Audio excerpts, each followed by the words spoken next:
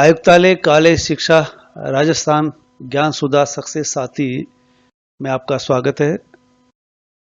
आज का विषय साहित्य की विविध विधाएं। हम आरंभ करते हैं। साहित्य की विविध विधाएं जानने के लिए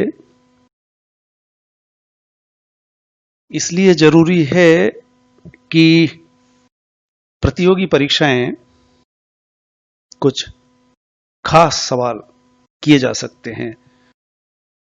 साहित्य की विधाओं में क्या क्या आते हैं, हम संक्षेप में ये देखने का यहां प्रयास करने जा रहे हैं।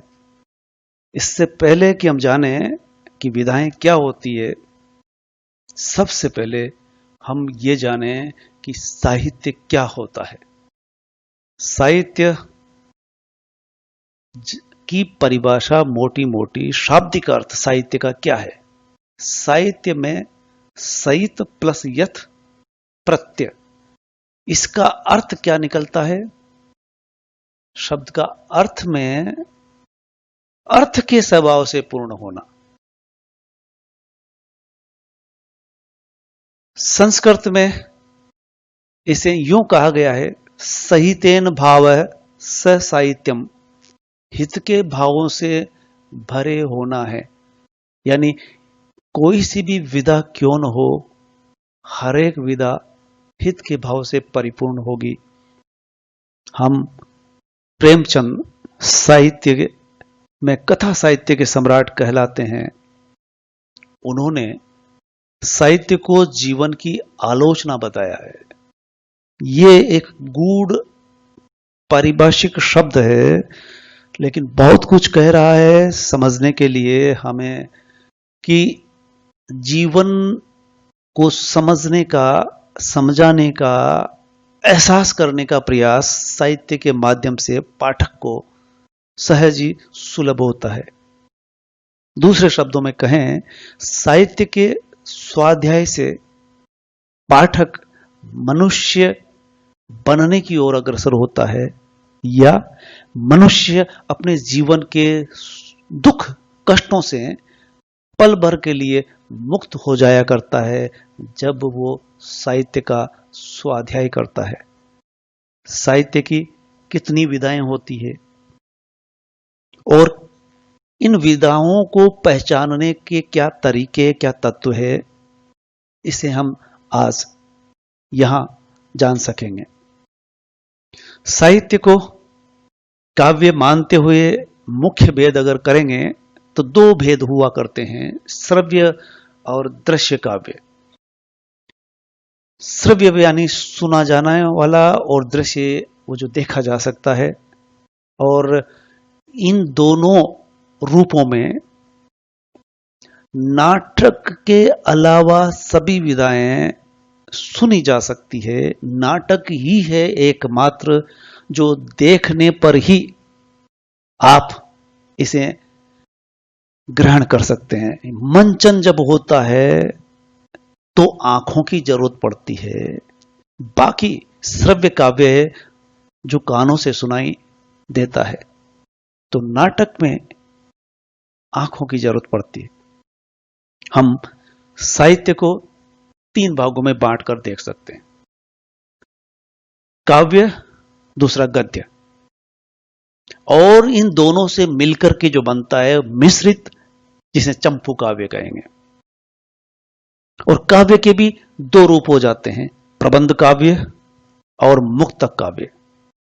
आगे चल करके इनके बारे में भी हम विवरण से देख सकेंगे।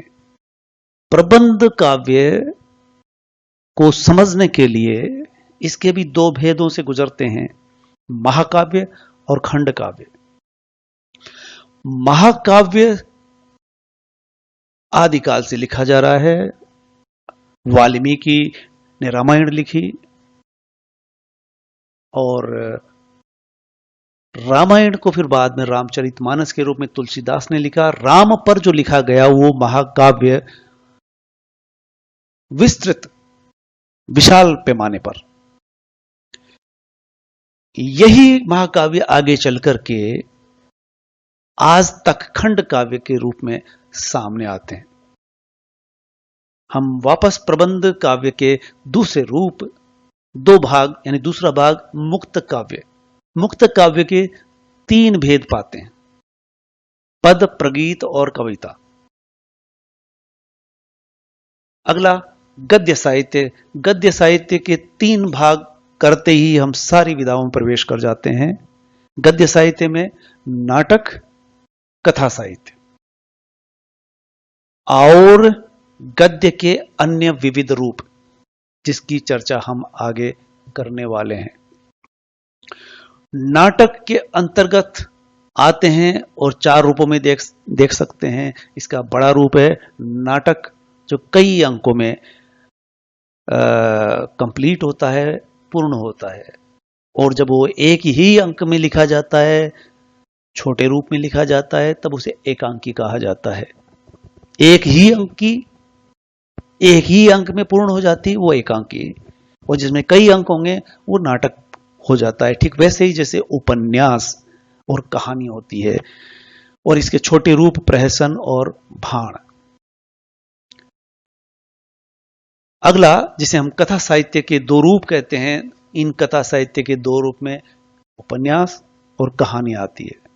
कथा साहित्य जिसे कहते हैं, कथा तत्व जिसमें होता है, वो कहानी और उपन्यास में हुआ करता है। तब हम संक्षेप में ये समझें कि आखिर उपन्यास और कहानी में कथा तत्व होता है, तो अंतर क्या है इसमें। इस अंतर को तो पूरे विवरण के साथ विस्तार से समझा जा सकता है, लेकिन हम यहां संक्षेप में इतना समझ सकते हैं, और समझने के लिए हमारे पास है प्रेमचंद की दी हुई ये परिभाषा। मानव चरित्र का चित्र को पेश करते हैं ये दोनों ही रूप, और साहित्य का अन्यतम महत्वपूर्ण रूप है, जिसके अधिकांश पाठक होते हैं, जिसका आधार कथा है। और कथा भी किस तरह से, जो चाहे मनुष्य या मनुष्यतर जीव या निर्जीव प्रकृति की सच्ची हो या कल्पित, यानी कथा साहित्य में मनुष्य और मनुष्यतर दोनों शामिल होंगे, बल्कि निर्जीव प्रकृति भी, वो सच्ची हो या कल्पित हो सकती है। कहानी में जीवन के किसी अंग व मनोभाव का प्रदर्शन होता है। अब हम ये देख सकते हैं कि उपन्यास और कहानी में अंतर किस तरह से देखेंगे, जबकि दोनों के 6 तत्व समान रूप से होते हैं। तो मोटे तौर पर इतना कह सकते हैं कि कहानी छोटा रूप है, लघु रूप है, और उपन्यास उसका विस्तार व्यापक पैमाने पर है, जहां पात्रों का समग्र रूप से चित्रण होता है, समाज का, परिवेश का, सब कुछ विस्तार में आता है। कहानी कई रूपों में सामने आई। देश आजाद हुआ तो नई कहानी हमारे सामने राजेंद्र यादव, मोहन राकेश और कमलेश्वर तीनों ने मिलकर के एक नई कहानी का एक रूप पेश किया। फिर आगे चल करके कहानी का दौर आया। कहानीकारों का एक तरह से आंदोलन चला, उसमें सचेतन कहानी, समांतर कहानी, सहज कहानी, जनवादी, प्रगतिवादी, जो मार्क्सवादी विचारों से ओतप्रोत रही, उसे जनवादी कहानी कहा गया। प्रबंध काव्य के बतौर हम देख चुके हैं महाकाव्य और खंड काव्य आते हैं। महाकाव्य के बारे में आप सुनते रहे हैं, रामायण और महाभारत को लेकर के, जिसे महाकाव्य कहते हैं। भारतीय संस्कृति और साहित्य का एक ऐसा नमूना जिसे साक्षर, निरक्षर, अनपढ़ भी समझते हैं, पढ़े लिखे ही नहीं। लेकिन खंड काव्य क्या है, इसके बारे में हम थोड़ा जानेंगे, और इसके किस तरह के रूप हो सकते हैं वो भी, और महाकाव्य इसके किस तरह से अलग होता है। तो ये देखिए, महाकाव्य की तुलना में संपूर्ण जीवन का चित्रण नहीं होता, अपितु खंड जीवन की अभिव्यक्ति मिलती है खंड काव्य में। इसलिए खंड काव्य जब कहा जा रहा है तो सीधे से इसका अर्थ निकलता है जीवन का छोटा रूप, यानी खंड, टुकड़े में छोटा हिस्सा।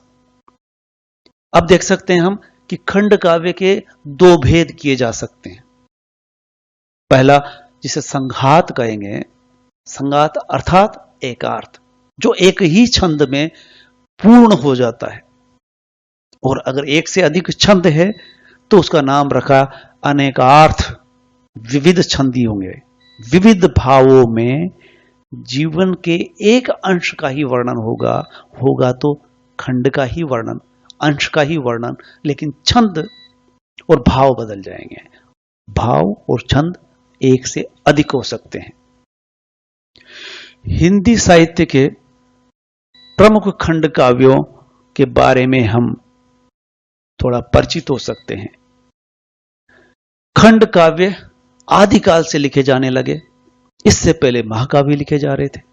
एक तरह से काव्य का ये बड़ा रूप महाकाव्य, जो आदिकालीन कवि वाल्मीकि से आरंभ होता है और राम के चरित्र पर होता है।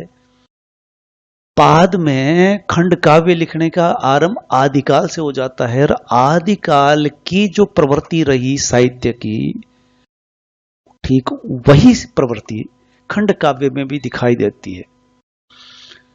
प्रेम प्रधान खंड काव्य और वीर रस प्रधान खंड काव्य लिखे जाते हैं। प्रेम प्रधान रस खंड काव्य में अब्दुल रहमान का संदेश रासक, नरपति नाल का बिसल देव रासो, और वीर रस प्रदान में श्रीधर व्यास का रणमल छंद खंड काव्य सामने आता है। खंड काव्य भक्ति काल में लिखे गए और मुख्य रूप से कुतुबुन का मृगावती, नरोत्तम दास का सुदामा चरित, तुलसीदास के पार्वती मंगल, जानकी मंगल आदि, नंददास द्वारा भंवर गीत, रुक्मणी मंगल। ये खंड काव्य की परंपरा आगे भी जारी रही। रीतिकाल में हम देख सकते हैं मंडन मिश्र द्वारा जानकी जू का ब्याह, महाराज प्रियदास का सीता मंगल, नवल सिंह कायस्थ का सीता स्वयंवर और पद्माकर का हिम्मत बहादुर विरदावली। आधुनिक युग में आकर के महाकाव्य नहीं बल्कि खंड काव्य काफी लिखे गए। हम कुछ नाम यहां याददाश्त के बतौर समझने के लिए रख छोड़े हैं। रंग में भंग, जयद्रथ वध, पंचवटी, वन वैभव और नहुस मैथिली शरण गुप्त द्वारा लिखे जाते हैं। जगन्नाथ दास रत्नाकर का उद्धव शतक, राम नरेश त्रिपाठी का मिलन और पथिक, धर्मवीर भारती का कनुप्रिया, एक कंठ बिस्पाई दुष्यंत कुमार का, और संशय की एक रात नरेश मेहता द्वारा रचित है। छायावाद के स्तंभ सुमित्रानंदन पंत और जयशंकर प्रसाद द्वारा भी खंड काव्य लिखे गए। ग्रंथि पंत का और प्रेम पथिक प्रसाद द्वारा रचित है। महाकाव्य और खंड काव्य में अंतर कुछ बिंदुओं के द्वारा हम समझ सकते हैं। महाकाव्य आकार में बड़ा होगा, विशालकाय होगा, जीवन समग्रतः चित्रित होगा, व्यापकता होगी। खंड काव्य में किसी एक खंड, किसी एक पक्ष पर, किसी एक घटना का वर्णन मिलेगा। महाकाव्य में पात्रों की भीड़ ही होगी। जब महाभारत को देखें या रामायण को देखें तो कितने ढेरों सैकड़ों पात्र है जो आप वहां मेले की तरह देख सकते हैं। और खंड काव्य में पात्र बहुत कम होंगे तुलनात्मक रूप से। नायक के बतौर धीरोदात्त नायक ही होंगे, खंड काव्य के धीर ललित, धीर प्रशांत प्रवृत्ति के। महाकाव्य में जो महत्वपूर्ण विशेषता है कि 9 रस यहां पर पूरी तरह से दिखाई देंगे, सभी रस का वर्णन मिलेगा महाकाव्य में, तभी महाकाव्य बन पाता है। और खंड काव्य में एक ही रस में संपूर्ण होना होगा, यानी दूसरे रस की आवश्यकता ही महसूस नहीं होती। अब हम आगे बढ़ते हैं और देखते हैं कि गद्य के अन्य विविध रूप क्या क्या है। निबंध, संस्मरण, रेखाचित्र, रिपोर्टाज, जीवनी, आत्मकथा, आलोचना पत्र और डायरी। हम निबंध के बारे में चर्चा कर सकते हैं कि निबंध क्या है। निबंध ऐसी विधा है जिसे साहित्य के विद्यार्थी तो जानते ही हैं, गैर साहित्य के विद्यार्थी भी इसे शुरू से, जब वो शिक्षा अर्जित करते हैं तब से लेकर प्रतियोगी परीक्षा तक निबंध लिखते रहे हैं। इसलिए निबंध क्या है हम अलग से पूरे विवरण के साथ, पूरा एक वीडियो आपके पास है पहले से उपलब्ध, उसे देख सकते हैं। फिलहाल सार संक्षेप में, निबंध में लेखक के विचारों का द्वार सा खुल जाता है। विचारों का द्वार यानी विचार ही उसमें निरूपित होते हैं लेखक के। हर लेखक निबंध में अपने आप को प्रस्तुत कर रहा होता है। और ये हम प्रतिदिन समाचार पत्र जो देखते हैं उसमें विविध विषयों पर लेख अलग अलग अखबार में अलग अलग रूप में पाठक पढ़ सकता है, समसामयिक घटनाओं से जुड़ता रहा है। और लेखकों को पढ़ करके पाठक वैचारिक तौर पर सजग नागरिक बन जाता है। और अगर वो और प्रयास करे तो स्वयं लिखकर लेखक भी बन सकता है। कम से कम निबंध क्या है इसे समझने के बाद अगर वो भी कदम बढ़ाता है, स्वाध्याय करता है। निबंध की परिभाषा के बतौर हम समझ सकते हैं, निबंध में लेखक किसी विषय पर स्वच्छंदता पूर्वक किंतु एक विशेष सौष्ठव, सजीवता एवं वैयक्तिकता के साथ साथ भावों, विचारों और अनुभव को व्यक्त करता है। डॉक्टर नगेंद्र की परिभाषा से हम गुजर सकते हैं। निबंध कलात्मक गद्य लेख को कहते हैं।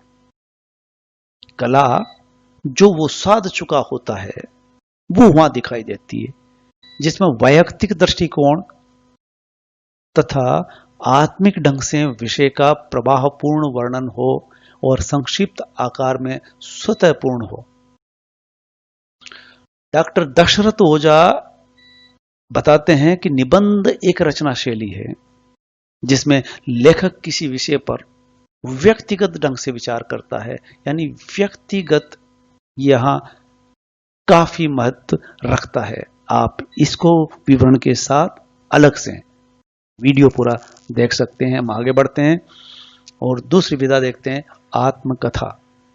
आत्मकथा नाम से ही, सुनते ही यह एहसास हो जाता है कि स्वयं के द्वारा लिखी गई कथा, जो स्वयं के जीवन में भोगी हुई दास्तां है।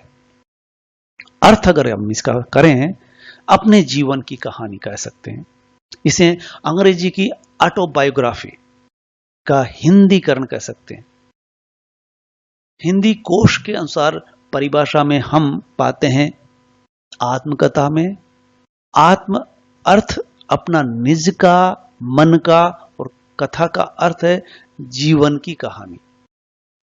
डॉक्टर त्रिगुणायत की परिभाषा हम समझ सकते हैं, आत्मकथा लेखक के जीवन की दुर्बलताओं, सफलताओं का संतुलित व्यवस्थित चित्रण है, जिसमें निष्पक्षता से उद्घाटन होता है।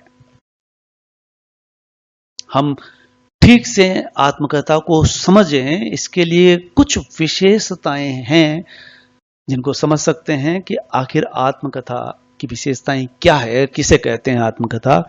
आत्मकथाकार का जीवन चरित्र ही है, इसमें नायक कोई दूसरा नहीं, स्वयं लेखक ही होता है। विषय वस्तु क्या है इसकी? तो विषय वस्तु स्वयं के जीवन की घटित घटनाएं होती है और घटनाओं को सत्यता, ईमानदारी व यथा तथ्यता से अभिव्यक्त करना होता है। हम ये कह सकते हैं कि जीवन का एल्बम है, ऐसा मान करके प्रस्तुत किया जाए, जिसे मैं शैली में बयां करना होता है। आत्मकथा कालजयी रचना हो सकती है। जब हम महात्मा गांधी की द्वारा मेरा सत्य नाम से लिखी गई, जो विश्व भर में पढ़ी जाती है, ये कालजयी रचना हुई, उनके जीवन की रचना है। इसको पढ़ करके एहसास कर सकता है कोई भी कि महात्मा गांधी कोई ईश्वरीय अवतार नहीं, अभी चंद वर्ष पूर्व इसी धरा पर पैदा हुए। एक विद्वान ने कहा है कि सदियों बाद लोग विश्वास नहीं कर सकेंगे कि महात्मा गांधी जैसा भी कोई यहां हो चुका है, बल्कि एक अवतार के रूप में सहज रूप से मान सकेंगे। विश्वास करना मुश्किल होगा, लेकिन ऐसा हुआ। इसलिए ये विश्व में सबसे ज्यादा इनकी मूर्तियां लगी हुई है चौराहों पर। स्त्री लेखिकाओं में भी आत्मकथाएं लिखने की प्रवृत्ति रही। कस्तूरी कुंडल बसे, मैत्रेयी पुष्पा की, हादसे और आप हुदरी रमणिका गुप्ता द्वारा लिखी गई। और इनके अलावा एक अलग ही तरह का ट्रेंड इधर चला है, मराठी से लेकर के हिंदी पट्टी में दलित आत्मकथाएं दर्जनों आई। और दलित आत्मकथाएं एक तरह से आंदोलन के तहत निकल के आई। अंबेडकर की विचारधारा या अंबेडकर के दर्शन के आधार पर ये प्रस्फुटित होती है और उसी तबके के द्वारा लिखी जाती है। आत्मकथाएं, दलित आत्मकथाएं एक तरह का आंदोलन का रूप लेती है, प्रवृत्ति के रूप में उभर के आती है। हिंदी साहित्य की एक ऐसी प्रवृत्ति जो दबे कुचले तबके द्वारा, उस तबके के द्वारा जो शोषित, पीड़ित और अन्याय का शिकार रहा, सदियों से अनपढ़ रहा, उसके द्वारा पढ़ लिखने के बाद वो अपने स्वयं की, अपने समाज के उस जिससे शोषित हुआ, वो जो शोषक रहा और जो शोषित तबका है, दोनों वहां उभर करके आते हैं। अगली है जीवनी। जीवनी और आत्मकथा के नाम से ही पाठक समझ सकता है कि जीवनी भी ठीक वैसे ही किसी व्यक्ति पर ही आधारित होती है और व्यक्ति विशेष की रसात्मक अभिव्यक्ति है। जीवन चरित्र या जीवनी चरित्र कहा जाता है। कोशानुसार परिभाषा अगर हम देखें तो जीवनी में किसी मनुष्य के अंतर्बाह्य दोनों ही जीवन का लेखा जोखा होता है। डॉक्टर नित्यानंद तिवारी के शब्दों में समझें, किसी व्यक्ति विशेष के जीवन को विषय बनाकर जब कोई व्यक्ति लिखता है, उसे हम जीवनी कह सकते हैं। और भी समझने के लिए जीवनी की विशेषताएं क्या क्या है, तो ये देखिए, व्यक्ति विशेष का जीवन चरित्र ही इसमें आएगा। जीवनी व्यक्ति का संपूर्ण व्यक्तित्व का प्रकाश है। आवारा मसीहा शरत पर लिखी ऐसी ही रचना है जो काफी चर्चित भी होती है और काफी मेहनत से लिखी गई है। जीवनी में लेखक की तटस्थता आवश्यक है। लेखक तटस्थ रूप से लिखेगा, जीवन को देखेगा। चरित्र नायक के व्यक्तित्व की छोटी बड़ी वो बारीकियां भी उभर करके आनी चाहिए। हम विदेशी विद्वान लिटन स्ट्रेची के शब्दों में कह सकते हैं, जीवनी में कोई भी अनावश्यक बात न आए तो आवश्यक बातें छूटनी भी नहीं चाहिए। अब यूं कह सकते हैं, जीवनीकार की तटस्थता, ईमानदारी, सहृदयता व कलात्मकता महत्वपूर्ण है। अगर ये नहीं है रचनाकार में, तो ये इतिहास बन करके रह जाएगी, किसी व्यक्ति विशेष का इतिहास ही कही जा सकती है, जीवनी नहीं। कुछ चीजें बेहद जरूरी है जो लिख रहा है उसमें। अब और भी हम ठीक से गहराई से समझ सकते हैं जब आत्मकथा और जीवनी में अंतर को समझेंगे। रचनाकार का अंतर साफ है कि रचनाकार इसके एक का स्वयं होता है जो आत्मकथा लिखता है, दूसरा जीवनी लिखने वाला दूसरा होता है। एक स्वयं होता है, दूसरी रचना का दूसरा रचनाकार होता है। जीवनी चरित्र नायक की है, जिसमें लेखकीय दृष्टि से लिखी जानी होती है, उसके अभ्यास पर, उसकी मेहनत पर, उसकी बारीक दृष्टि पर और उसके दृष्टिकोण का भी यहां महत्व रहता है। वर्ण, विषय और सामग्री स्रोत में अंतर होता है। जीवनी जिसकी भी लिखी जाएगी उसका लेखक दूसरा होगा, सो वो चरित्र नायक के लिए विषय खोजना होगा, सामग्री उसे बाहर देखनी होगी, उसके आसपास का परिवेश, उसके बारे में जानकारी चाहिए होगी। और आत्मकथा में सामग्री स्वयं के पास है, स्वयं ही सामग्री है, इसलिए जीवनी में प्रेरणा स्रोत के पास जाना होता है। चरित्र नायक को विष्णु प्रभाकर जिस तरह से आवारा मसीहा में शरत चंद से आसपास के वातावरण, उनसे संबंधित दस्तावेज, जानकारियां जुटा करके वर्षों लगा करके इस चरित्र नायक को समझते हैं, तब एक जीवनी आकार लेती है और एक ऐसी जीवनी बनती है जो ऐतिहासिक होती है, क्लासिक बन जाती है। आत्मकथा जीवित पर लिखी जाएगी, जीवनी दोनों पर ही हो सकती है।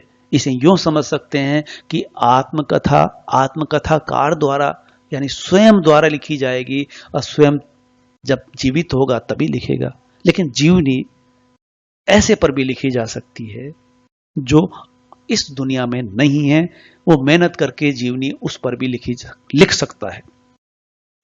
इस तरह से यूं कहेंगे कि जीवनीकार को तटस्थता अपनानी होती है, अधिक तटस्थता की जरूरत होती है, चूंकि जीवनी अन्य परक होती है, यानी अन्य के द्वारा लिखी जा रही है, इसलिए तटस्थता की वहां आवश्यकता है।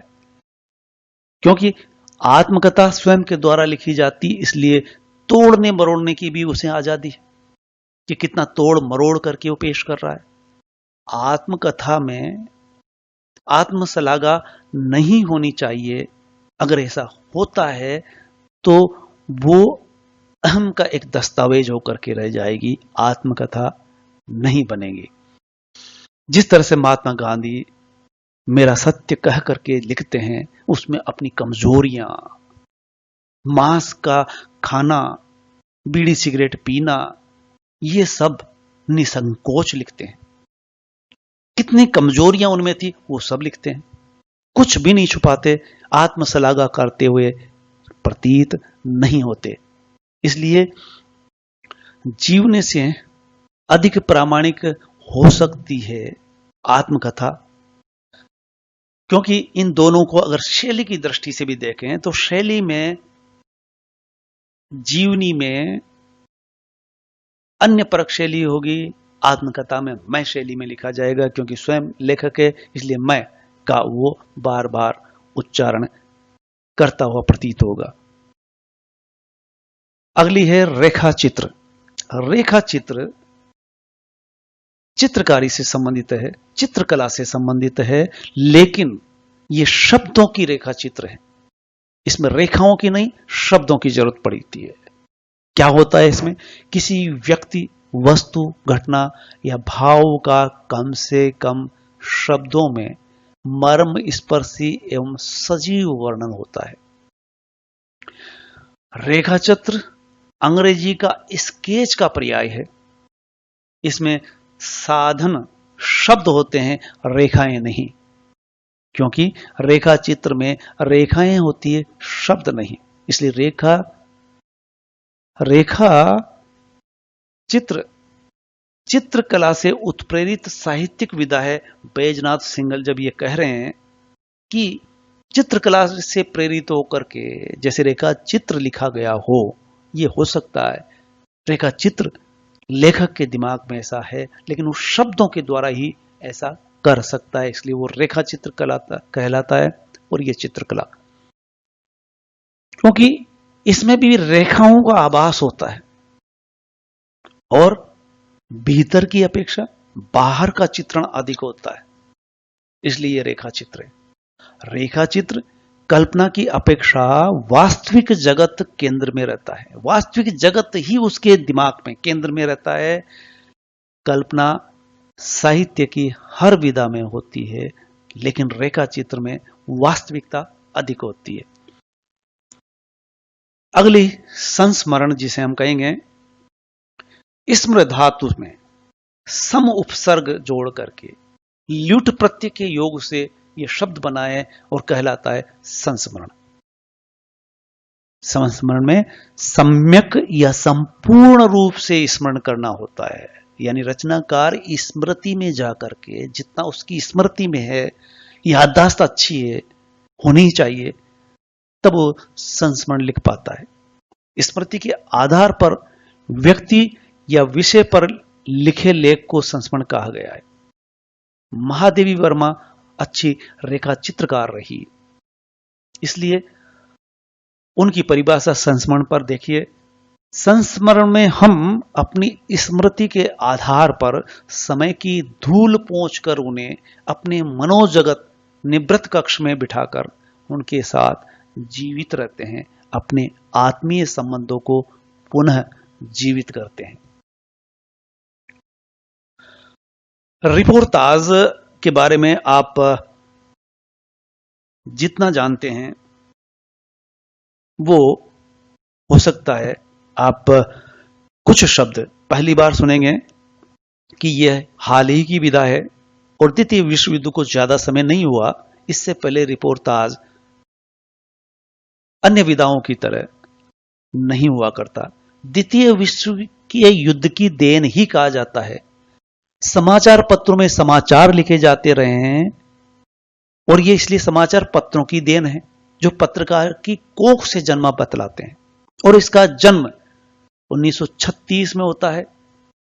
अमेरिकी लेखक इलिया एटनबर्ग द्वारा आंखों देखा युद्ध का वर्णन किया जाता है। उनके युद्ध के आंखों देखे वर्णन से इसका जन्म माना गया है। और यह भी एक आश्चर्यजनक घटना है कि हिंदी में भी ठीक 2 साल बाद ऐसी रचना आती है जो शिवदान सिंह चौहान के द्वारा लिखी गई लक्ष्मीपुरा नाम से दिसंबर 1938 में लिखी जाती है। और इस तरह से रिपोर्टाज हिंदी में भी उसी दौर में सामने आ जाता है।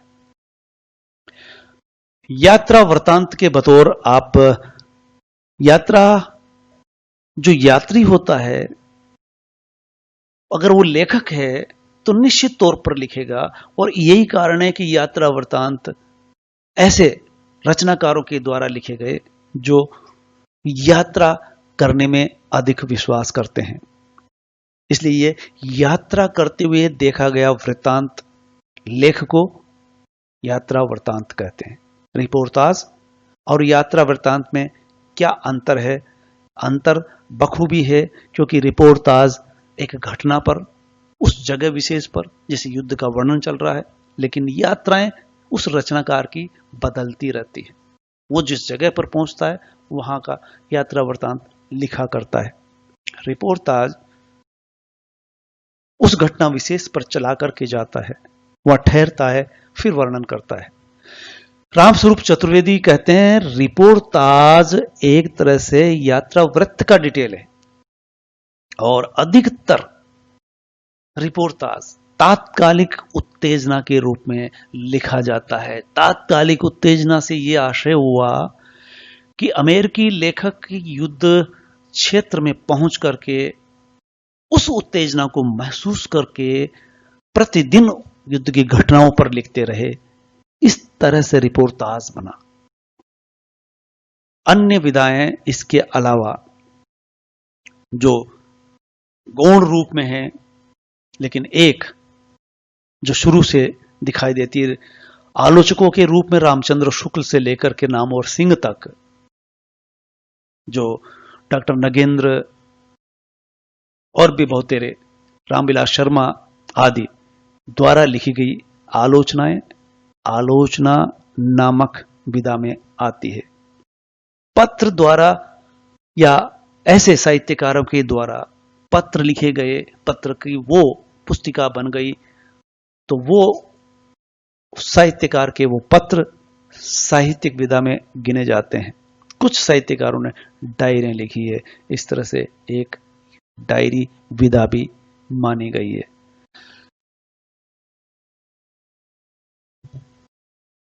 इस तरह से हम समझ सकते हैं कि साहित्यिक विधाएं क्या है। आप समझ गए होंगे साहित्यिक विधाएं,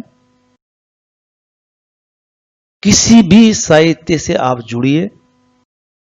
प्रेमचंद की जो परिभाषा शुरू में दी गई थी, जीवन की आलोचना है साहित्य। अगर ऐसा मान करके चलते हैं तो आप साहित्य से जुड़ करके आज की भाग दौड़ से होने वाला तनाव से मुक्त हो सकते हैं। धन्यवाद। और दूसरी निबंध का डिटेल आप अगर देखना चाहेंगे तो